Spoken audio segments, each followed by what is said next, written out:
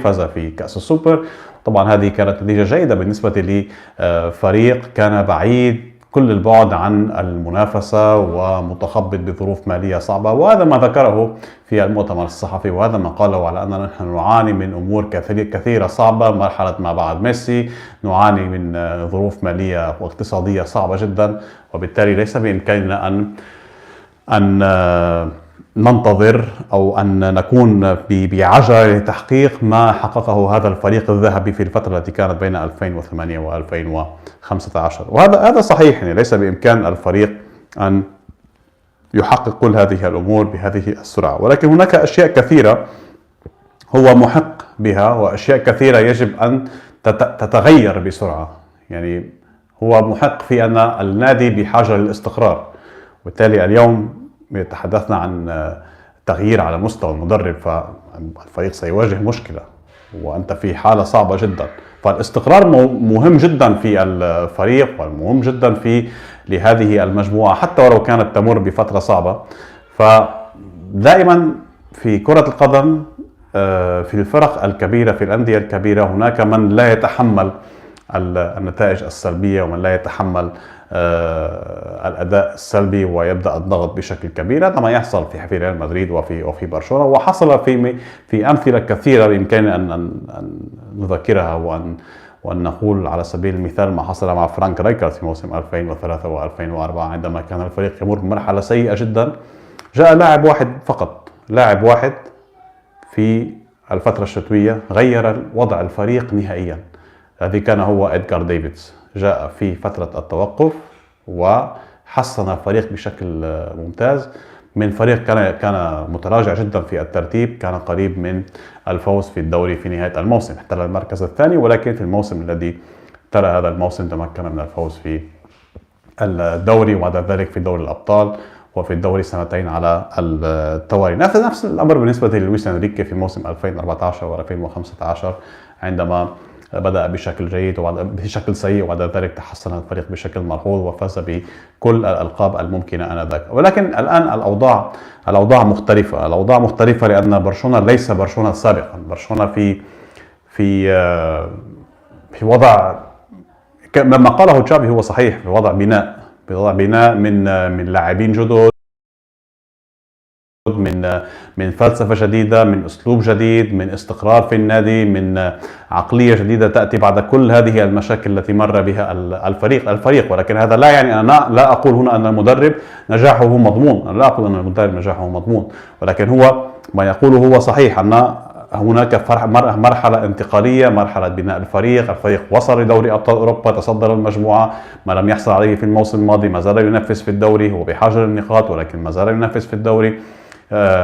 لم تبدأ بعد مسابقة كأس السوبر ولم تبدأ بعد مسابقة كأس إسبانيا، وما زال بإمكانه أن يحصل على ألقاب كثيرة في هذا الموسم. لذلك من الصعب جدا أو من المظلم ربما أو سنكون ظالمين من الظلم أن نقوم بتقييم المدرب من الآن ونتحدث عن مستقبل المدرب. صحيح أنه يمر بفترة صعبة جدا، صحيح أن الخسارة مع جيرونا كانت مؤلمة جدا، وبعد ذلك هذه الخسارة مع رويال أنتورب كانت مؤلمة أكثر، ولكن أعتقد أن الأيام المقبلة ستكون لا أريد أن أقول حاسمة، ولكن ستكون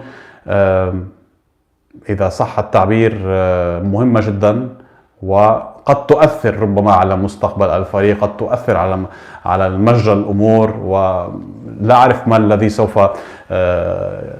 سوف يحصل في حال استمرت النتائج الإيجابية. السلبية نتمنى أن تعود النتائج الإيجابية وأن يلعب الفريق بشكل أفضل، ولكن كل الاحتمالات واردة. إن لم يكن هناك ردة فعل سريعة للفريق، إن لم يكن هناك استقرار على المستوى الفني والمستوى الذهني والمستوى النتائج والأداء، فربما قد يدخل الفريق في ديناميكية سلبية أخرى. حلها يجب أن يكون جذري بالنسبة لهذه المشكلة. وبالتالي الآن في شهر يناير لدينا كأس السوبر، ولدينا كذلك بداية بطولة الكأس، ومع عودة دوري أبطال أوروبا في شهر فبراير في انتظار من سيواجه برشلونة في الدور المقبل، وهذه أيضا نقطة مهمة جدا. ولكن يجب أن يكون هناك استقرار في النتائج.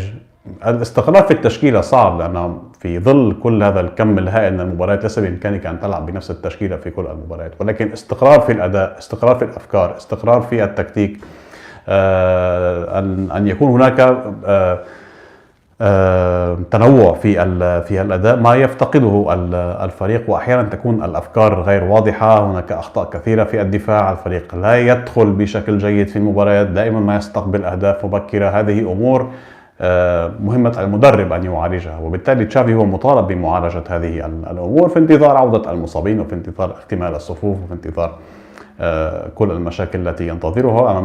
أمامه شهر أو شهران حتى يتمكن من استعادة كل اللاعبين المصابين، وكذلك أن يصلح هذه الأمور قبل أن تعود المسابقة الأوروبية، وإلا تعثر في أول مواجهة على الصعيد الأوروبي. ولكن هذا صحيح، يعني ليس بإمكاننا أن ننتقد المدرب في أول عند أول كبوة، وعند أول تخبط، عند أول منعطف، أو عند أول تخبط للفريق كما إذا صح التعبير، عند أول مطب.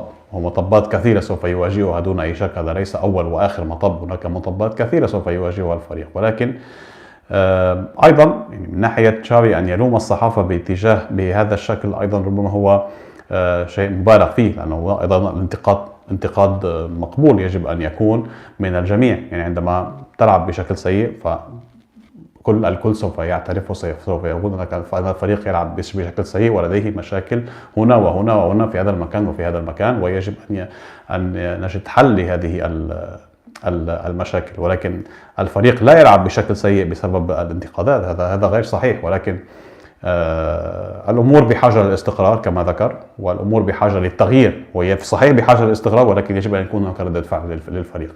وإن لم تأتي هذه ردة الفعل في هذا القريب العاجل، فالمتاعب سوف تستمر في الأسابيع المقبلة. أنا برأيي أن هذا الفريق بالأسماء الموجودة وباللاعبين الموجودين قادر على المنافسة بشكل أفضل بكثير، وقادر على أن يكون بحالة أفضل بكثير. وبالنسبة لهذه المجموعة من اللاعبين هذا الفريق كلاعبين احتياط ولاعبين أساسيين، من أفضل الفرق في إسبانيا، أفضل من ريال مدريد، أفضل من أتلتيكو مدريد، أفضل من الأندية الأخرى.